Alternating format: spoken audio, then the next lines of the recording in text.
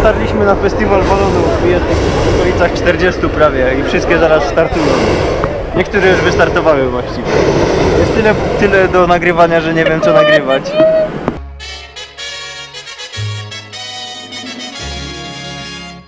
Co przeżył i co widział, film ten wszystko wam opowie.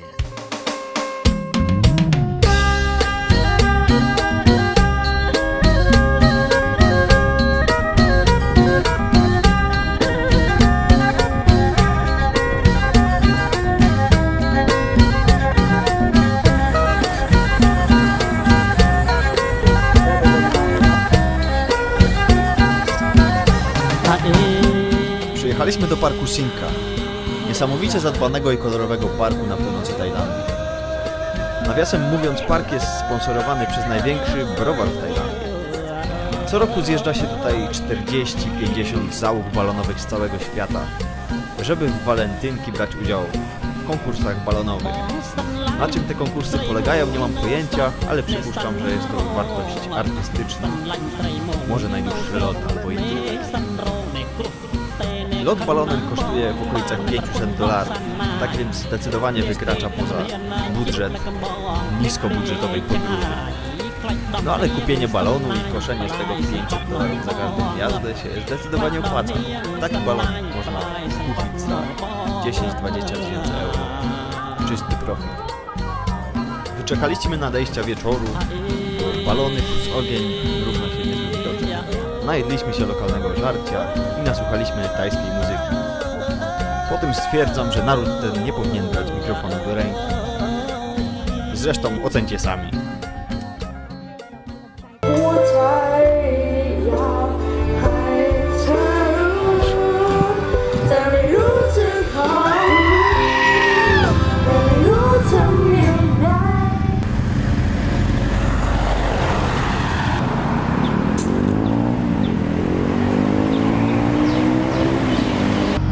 Zaraz się będziemy kierować w stronę Złotego Trójkątu, czyli granicy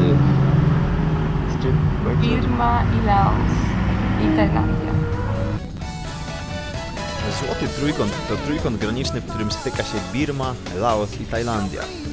Przez ostatnie parę wieków kwitnął tutaj handel i uprawa opium. Wszystko za sprawą geograficznej bariery granic wyznaczonej przez rzekę. Dzięki niej transport w górę Chin i w stronę Morza Jawajskiego nie był problemem. Na handlu opium fortunę zbili Chińczycy i Brytyjczycy. Jednak kiedy w Chinach ilość uzależnionych osiągnęła 12 milionów, wycofali się z całego handlu i zaczęli kampanię przeciwko opium. Na tym też skończyły się złote czasy opium w tym rejonie. Chociaż uprawa na pewno dalej kwitnie.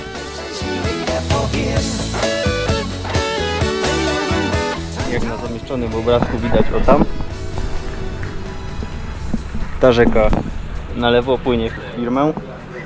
To znaczy jest chyba mało ważna, ale za to ta po prawej przez całe Chiny ciśnie. Więc sobie można do Chin płynąć albo z Chin spłynąć w stronę, gdzieś tam w stronę Australii.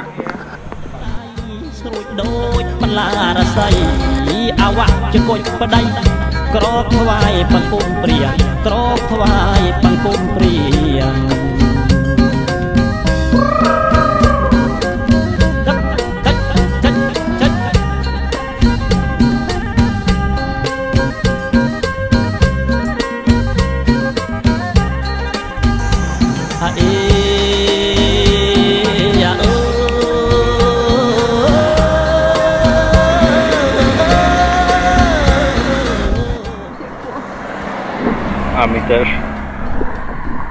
Mam tyle piachu w oczach, że Nie chce mi się już. całą plażę i pustynię i w ogóle. Musimy kupić te kropele. Musimy kupić silniki do rowerów. Jeszcze 5 km. Ilość remontów na drodze dawała się we znaki. Nie poszczęściło nam się pod tym względem. Pył i piach wszędzie. Ale poszczęściło nam się z noclegiem. Za bardzo niewygórowaną cenę dorwaliśmy miejsce z basenem, gdzie mogliśmy zmyć cały ten brud nabyty po drodze. My dojechaliśmy. Takimi podjazdami. Ciężkim trudem. Próbowałem dogonić tego brytyjskiego rowerzystę, żeby mu zaoferować nocleg, bo mamy 3 łóżka w pokoju. ale go nie dogoniłem, tylko się zmachałem. On na tych cienkich kółeczkach, jak zaczął zapierdzielać pod górkę, to ja się tylko zdyszałem i potem oddychać nie umiałem przez następne 30 km. No i tak zużyłem swoją całą energię na pierwszych 20 km naszej dzisiejszej drogi. I potem się ciągnął ze mną. Po raz... No dobra, już się zdarzało, jak był chory. Ale zazwyczaj siedzi mi na tyłku i napędza. Jesteśmy w Chiang Kong, miejscu, gdzie jest most graniczny z Laos. Most przyjaźni numer 4. I będziemy go przekraczać jutro rano. Właściwie to te miasteczko, do którego jedziemy, jest dosłownie pół kilometra stąd linii prostej, nawet nie, za rzeką. Ale żeby tam dojechać, będziemy musieli zrobić 20 km, dlatego że most jest 10 km na południe od obu miasteczek. No. Dzieli je tylko Mekong. I podobno nie można przejechać na rowerach. Przez most tylko trzeba autobusem. No, przejechaliśmy dzisiaj z 60 parę kilometrów. Wszystko, żeby uniknąć podjazdu. I tak A i tak nie uniknęliśmy wszystkich. dojechały nas podjazdy na sapkę. No, I siedzimy w basenie i moczymy nóżki. Nie będę się musiał myć teraz przynajmniej.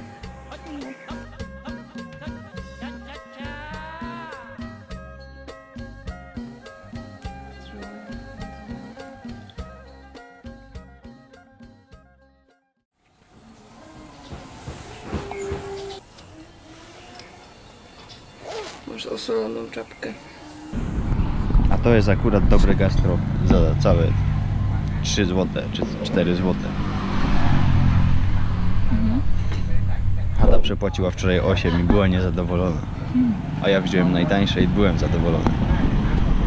Nie zawiera dziwnych makaronów i ryżów.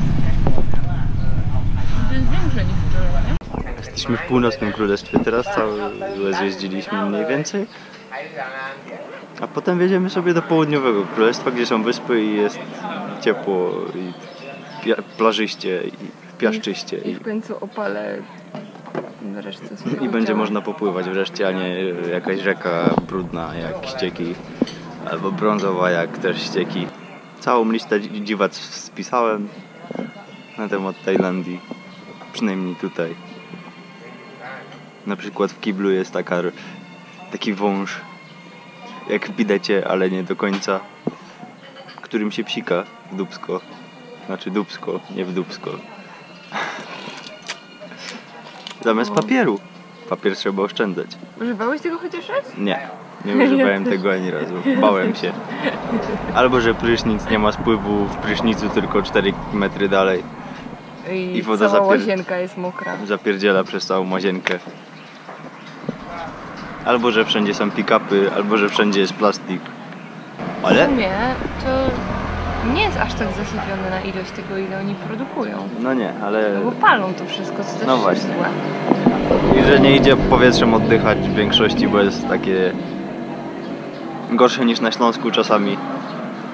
I że palą pobocza. Wszystko palą. Wszystko palą, lubią ogień. Akurat trafiliśmy na okres taki, gdzie wszyscy farmerzy palą wszystko, jak już zbiorą kropy. Albo że jeżdżą takie auta.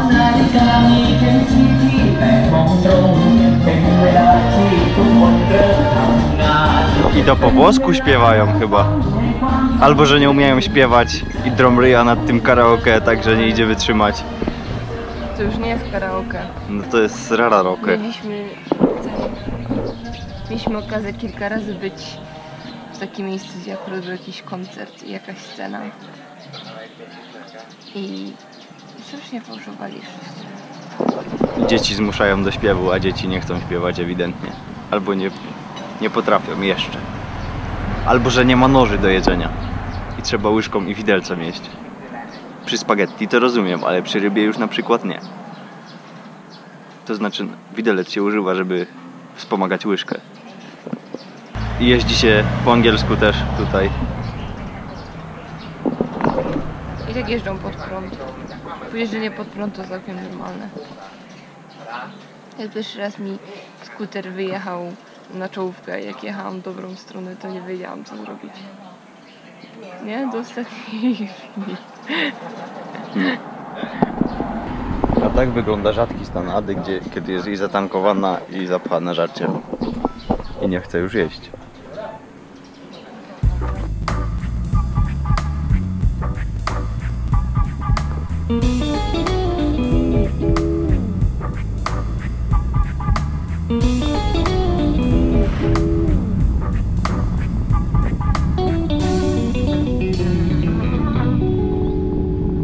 Ostatnie 3 km w Tajlandii, a zaraz będzie Laos.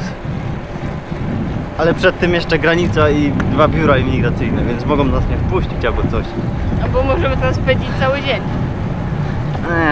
Mam nadzieję, że nie.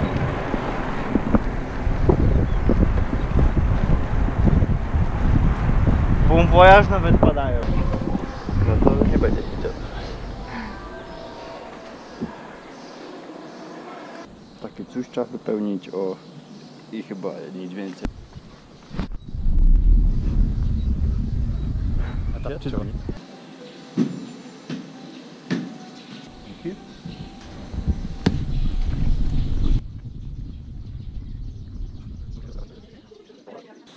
Mamy po 4 bilety na osobę.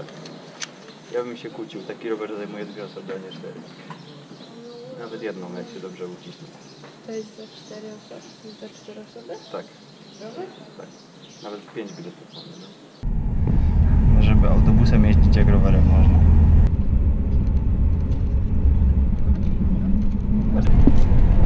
Po $30 za łeb.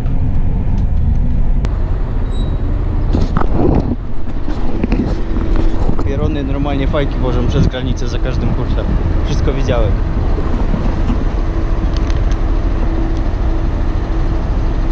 Nie można tu w sumie nagrywać, wiesz? Wiem. Właśnie dlatego ty to robisz, a nie ja. I o $62 bości jesteśmy w Laos. Nic się nie zmieniło. Oprócz tego, że teraz jestem półmilionerką. Mam $500 000... czego? Kiepów. Kiepów. No dobra, kipów. Ale z kipa do kiepa niedaleko. A to będzie samojebka w Laos numer 1. Czekaj, się zniżę trochę, żeby nie była większa. Oto granica, którą właśnie przekroczyliśmy. Jesteśmy w Laos. Dlatego się ekscytuję, bo o tym kraju jeszcze nic nie wiedziałem jakieś 4 miesiące temu. Nie wiedziałem, że istnieje. I to jest piękne w poznawaniu świata. Jestem wzruszony. W sumie dalej dużo o nim nic nie wiem. Nic nie wiem dalej o nim, oprócz tego, że ma niebieską flagę z białym kółkiem i z czerwonymi jest między Tajlandią bokami. I Wietnamem. i Wietnamem. Tyle już wiem. I mają kipy jako walutę. I nie mają kolei i mają dużo gór. Na kolei. Nie mają. Mają 1 km kolei jako kraj. Wow. 1 km na granicy Vientiane. No, jedziemy.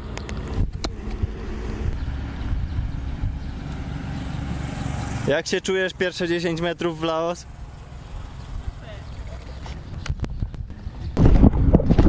Każde przejechanie granicy zawsze jest ekscytujące. Nie wiem czemu zawsze się cieszę jak kupi. No. Nowy kraj, choćby nowy początek.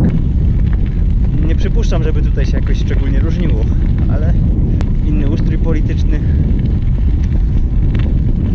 Prawy ruch, znaczy po prawej stronie.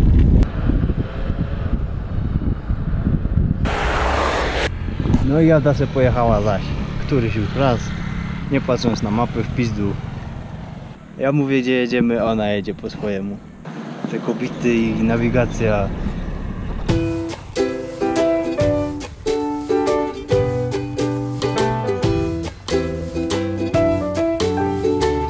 No. Jesteśmy na rzece Mekong, w porcie Znowu. Tylko po drugiej Huay stronie. Chai. Dokładnie tam na drugiej stronie dzisiaj spaliśmy jakieś 500 metrów do kilometra stąd i przejechaliśmy 20 km naokoło, żeby być tutaj, czyli po drugiej stronie rzeki w Laos. I tu jest taki port rozładunkowo chyba naładunkowy, gdzie cała okolica parkuje swoje długie łodzie tradycyjne, wolne, długie, drewniane, już długie powiedziałem. I stąd też się wypływa w dół rzeki w stronę Luang Prabang każdego poranka. Taka łódź mieści podobno 100 osób, ale prędkości nie ma zbyt zabójczej. No ale podobno jest bardzo miło i przyjemnie przez te 8-9 godzin razy 2, jak się płynie do Luang Prabang. Jedzenie trzeba swoje mieć i kosztuje to jakieś, ojej, muszę przeliczać, 200 000 kipów, czyli $20. Tak? Flagi sobie powiewają, ludzie sobie tutaj jeżdżą. Dzieje się. Mówiłem, że nie piję przez 4 miesiące, ale dzisiaj taka wyjątkowa okazja, że przejechaliśmy granicę. A kraj najlepiej poznaje się po piwie. Bo w Tajlandii było takie jakieś nudne i Tajlandia się okazała taka monotonna krajobrazowa w sumie. No tam pomijając góry i w ogóle. Jeszcze nie próbowałem, więc jeszcze nie określiłem jakim krajem jest Laos. Za nami pijane panie mają sobotni melanż. Przed nami Ada, która pociera oko, bo jej mucha wpadła wielkości pięści. Taka była. Tak wygląda to piwo i tak będę je próbował.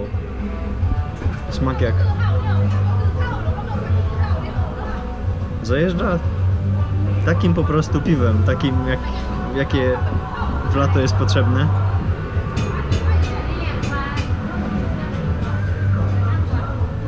Dobre. Wolałabym szklanki. O, Nie? ciekawe czy się na jednym skończy. Jezu, jakie dobre. Cenie picie jednak jest warte tego picia wyjątkowego. To piwo jest bardzo letnie, tak więc Laos musi być też bardzo letnie. Pierwsze przemyślenie. Jakie bardzo letnie. No takie Jakie lato i w ogóle. Lato morze. Duperki w ogóle. No a drugiego przemyślenia jeszcze nie mam.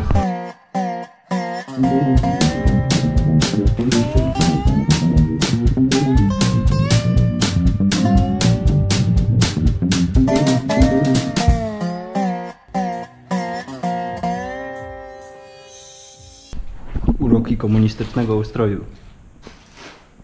No, to też jest komunistyczne? No, przecież to jest komunistyczna republika Laosu. Jesteśmy u komuchów i nie ma prądu. Może też fejmy zrobimy na pędzeniu komuchów jak faza. Nie? Jakąś flagę komunistyczną zerwiemy, czy spalimy, czy coś tam. Dobra. Z pierwszego wrażenia większa bieda niż w Tajlandii. Nie?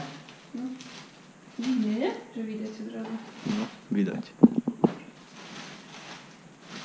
Ale pick-upów dalej pierony. Czego? Pick-upów. Aut takich, no. No. I widziałam transakcję narkotyków. Normalnie. Ale jeszcze nie wiem, jakie narkotyki. Pchali majeranek na moście.